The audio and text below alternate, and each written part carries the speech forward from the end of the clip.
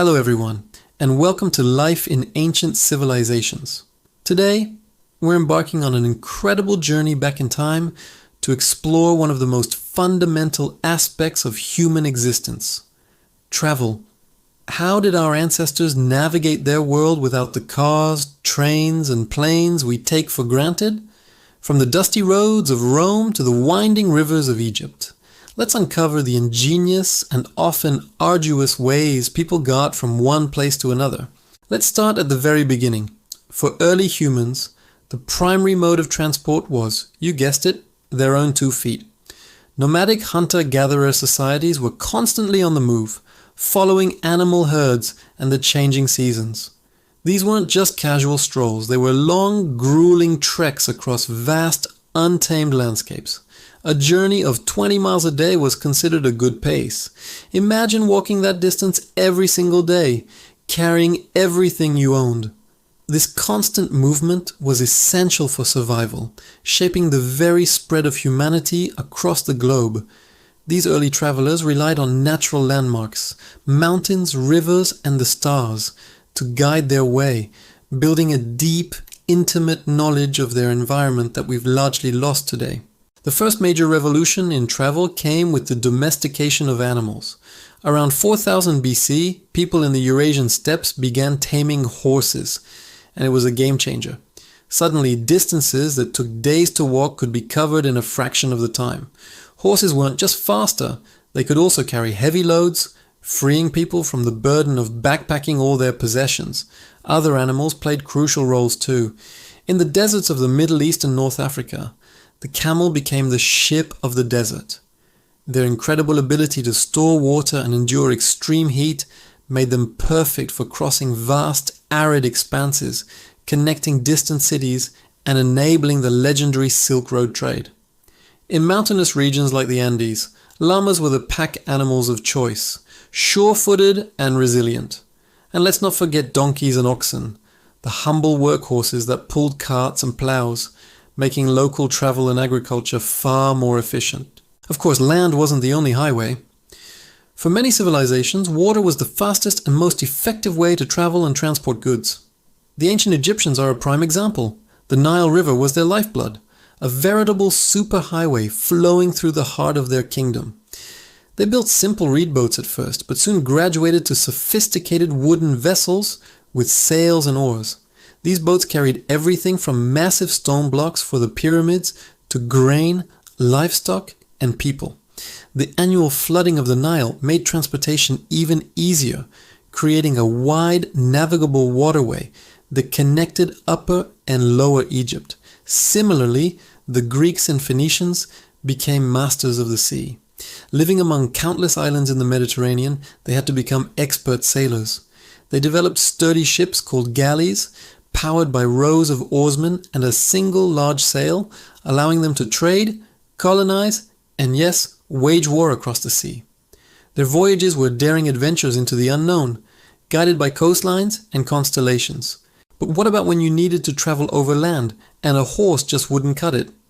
The invention of the wheel, around 3500 BC in Mesopotamia, was another monumental leap forward. Initially, wheels were solid wooden discs and were incredibly heavy. They were used on simple carts, often pulled by oxen. While slow and clumsy by our standards, these early wagons could transport much heavier loads than any pack animal, revolutionizing trade and logistics. Imagine being able to move tons of grain or building materials from one town to another for the first time. It was a massive step for developing economies and building cities. The invention of the spoked wheel around 2000 BC made carts lighter and faster, leading to the development of the chariot, the sports car of the ancient world. Chariots became symbols of power and status, used by royalty and in warfare, but their high cost and need for smooth terrain limited their use for everyday travel. To make all this land travel possible, ancient civilizations needed another crucial innovation: roads. And when you think of ancient roads, you think of the Romans. The Roman Empire built an astonishing network of over 50,000 miles of paved roads, famously proclaiming that all roads lead to Rome. These weren't just dirt tracks. Roman roads were marvels of engineering, built in layers of stone, gravel, and sand with a crowned surface for drainage. They were designed to be straight and direct, cutting through hills and bridging valleys. This incredible infrastructure allowed for the rapid movement of legions, officials, and messages across their vast empire. A courier on the Roman road system could travel up to 50 miles a day, an incredible speed for the time. This network didn't just serve the military, it was vital for trade, communication, and uniting the diverse cultures under Roman rule. While the Romans were the masters of road building, other cultures had their own impressive networks. The Persians, under Darius the Great, established the Royal Road, a highway stretching over 1,600 miles. It had postal stations with fresh horses at regular intervals, allowing royal messengers to cross the empire in just 7 days, a journey that would take a normal traveler 3 months. In the Americas, the Inca Empire created an equally remarkable road system in the challenging Andes Mountains. The network spanned over 25,000 miles, complete with bridges, stairways cut into rock, and rest houses called tambos. Since the Incas had no wheeled vehicles, their roads were designed for foot travelers and llama caravans. An elite corps of relay runners, known as chasqui, used these roads to carry messages and goods, keeping the sprawling empire connected. So, what was it actually like to be a traveler in the ancient world? It was often dangerous and uncomfortable. Roads were patrolled by bandits, and the seas were home to pirates. A sudden storm could wreck a ship, and a lame horse could leave you stranded miles from anywhere. Accommodation was basic.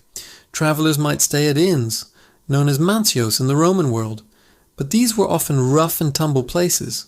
Many people relied on the hospitality of strangers or slept under the stars.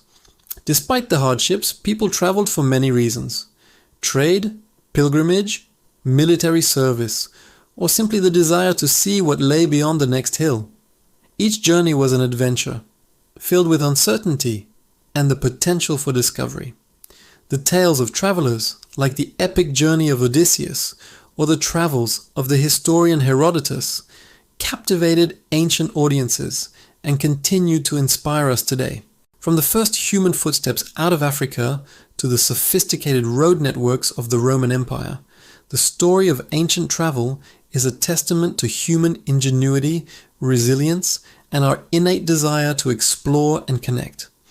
These early innovations laid the very foundation for the globalized world we live in today. The next time you hop in a car or board a plane, take a moment to remember the long and incredible journey of how we learn to master distance. Thanks for watching.